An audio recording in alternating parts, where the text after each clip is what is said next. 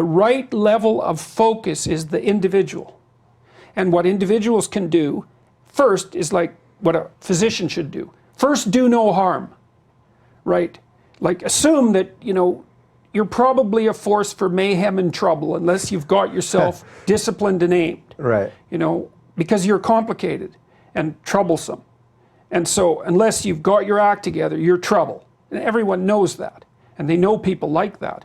So the first thing you do is constrain the amount of damage you're likely to do. And you do that by disciplining yourself and by also admitting to yourself that you don't know what you're doing, that there's lots of things about you that need to be improved, which is actually, that's a beacon of hope, right? It's like, well, my life is miserable. Yeah, but you're doing a bunch of things wrong. It's like, oh, good, because if I'm doing a bunch of things wrong, then maybe if I fix them, my life won't be so horrible. Well, that's good. And everyone knows about the fact that they're not doing things right, fundamentally. You know, they don't have to examine their conscience that much to figure that out. And then you can start aiming for something good.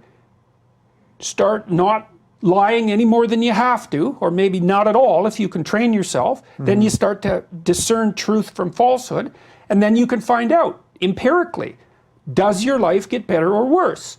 Well, you know, I've got hundreds of letters now, maybe thousands of letters from people who have been trying that, you know, and they say, well, you know, I'm way better. I'm doing way better than, you know, than I thought that I was before. I went into a restaurant the other day in Toronto, and this kid came up and he shook my hand and he said, I just want you to know that since I've been listening to you, I've got 3 promotions at this restaurant. And I said, well, you know, good work, man, like way to be. And he said, yeah, well, I started coming in on time and I'm working really hard and I'm trying to figure out how I can do a good job here instead of being above the job, you know. I'll take this until I get something better. It's sort of beneath me. It's like, no, probably not. Actually, it's not that easy to do most jobs. It's actually hard to do most jobs, especially to do them well. And it turns out that the world is constituted, if society is set up well, that if you do a good job, invisible doors open in front of you.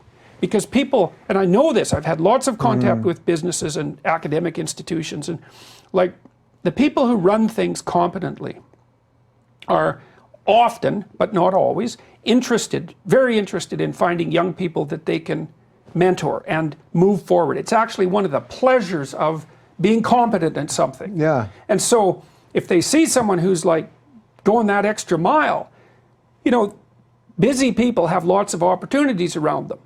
And they think, oh, I've got that opportunity. I can't really do it, but I can funnel it over to this kid here. Yeah. Like, let's see how he or she does it. You know, and so you think, yeah, you want to try this? And the person says, well, I don't have time. It's like, well, okay. But the smart kid says, yeah, yes, I'll do that. And then the person with opportunities watches and thinks, okay, well, let's, you know, we'll back up a bit, see if the person does it. And if they do it, it's like, hey, here's 4 more opportunities that I don't have time for. It's like, bang. I would venture to say that every single person listening to this live right now knows that's the truth. Because I can think of so many examples in my life, especially when I started doing stand-up, the crazy odd jobs that I did, every little thing that I could do to make a dime just so I could keep the dream coming. And then that eventually, it opens doors, it closes doors, you get trapped doors, but you just keep moving. So in an odd way, this postmodernism stuff, the idea of that the system's rigged against you, they're really actually stealing something from young people, right? They're stealing. They're stealing their future. But they're also stealing like their intestinal fortitude. You're stealing their ability to go, I've got to make something in this world. Yeah. Well, and their optimism. It's like, no, look, the system is rigged against you. Okay, you're gonna die. You're gonna be ill. Like, it's rough, man. Now, you don't want to lay that at the feet of the social structure, because the social structure, at least in part, is trying to have you not die, right? I mean, that's why we have walls and electricity and all of that. It works pretty damn well. You know, you're probably going to live till you're 80. And the only reason you're not going to live longer is because we can't figure out how to get you to live longer. That's why. You're not going to starve to death. Wild animals aren't going to tear you in pieces. Tyrants aren't going to rip you from limb to limb. It's like, these are good things. Now, you still got a big problem because the cosmic system is rigged against you in a sense. But, okay, so fine. What do you mean by that, the cosmic system? Well, you know, you're vulnerable and you can be broken, and you will be in many ways. But you can't blame someone for that. It's just, that's the structure of reality. Okay, so what do you do about that? Well, as far as I can tell, and I've always looked as a psychologist for optimistic ideas. And I'm not an easy sell with regards to optimistic ideas, especially because of my basic belief in the idea that, you know, the most profound truth is that life is suffering. It's okay, fine, life is suffering. You can't blame that on anyone. All right, so what do you do about it? Well, maybe nothing. Maybe nothing. Maybe the jig's up, it's hopeless, you know. But maybe that's not right. Maybe here's something. What you have against the suffering and the malevolence, let's say, you have possibility, you have potential in front of you, inside of you even, whatever that means. So here's the question. What would your life be like if you made use of all the potential that you were offered? That's the optimistic question, because you can test it out. Say, okay, well, I'll just try that for a year. I'm gonna do the best I can at everything that offers itself to me, just as an experiment. And then I'm gonna see, well, is my life better or is my life worse? It's like, you try it for a year, you think, it's actually better. My friendships are better, my family's better, I'm less anxious, I'm more positively oriented, I'm less resentful and bitter and jealous and angry. You know, I'm more physically healthy. It's like, hey, great, and you're not that good at it. It's like, what happens if you did that for 5 years? Yeah, that's a good addiction. That's an addiction. Yeah, it's an addiction to possibility. And then it's also an exponential thing. And this is actually technically true. We know this beyond a shadow of a doubt. There's this principle that economists talk about. They often call it the Matthew principle, which is based on a statement in the New Testament. From those who have everything, to those who have everything, more will be given. And from those who have nothing, everything will be taken. It's really a vicious statement. But what it means is, as you go downhill faster and faster. And people know that. It's like, it isn't linear, man. It's exponential.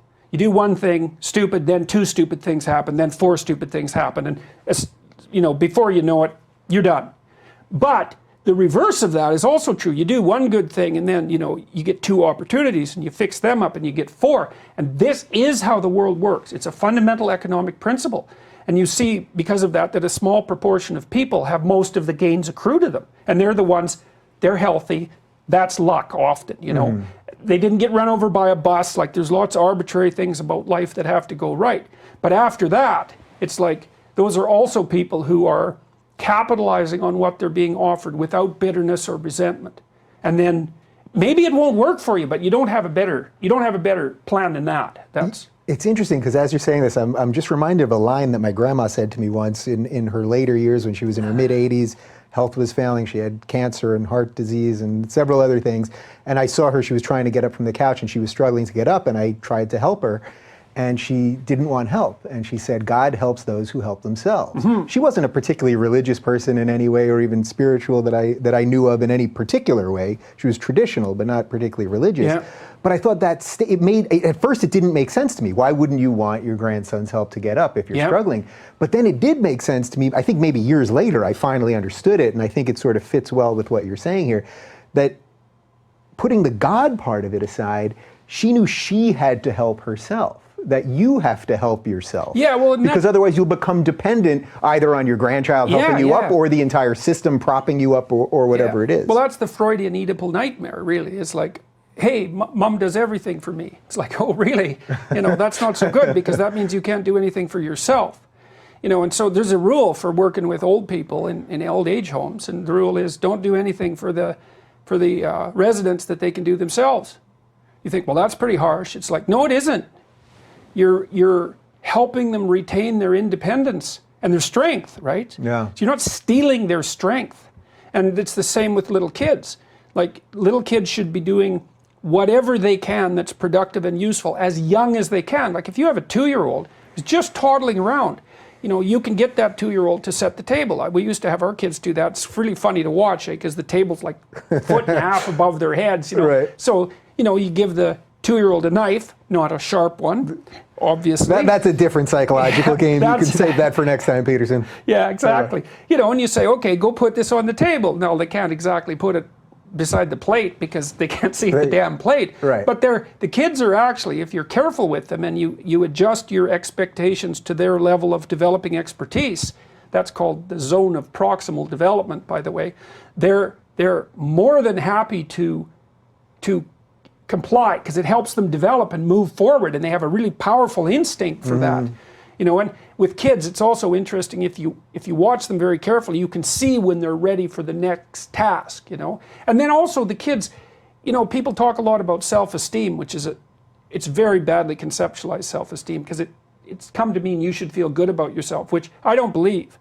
I think you should feel good about who you could be if you got your act together. And you shouldn't be feeling so good about who you are now in your sorry state. It's like, what the hell, man? You're 17. Don't be feeling too good about yourself.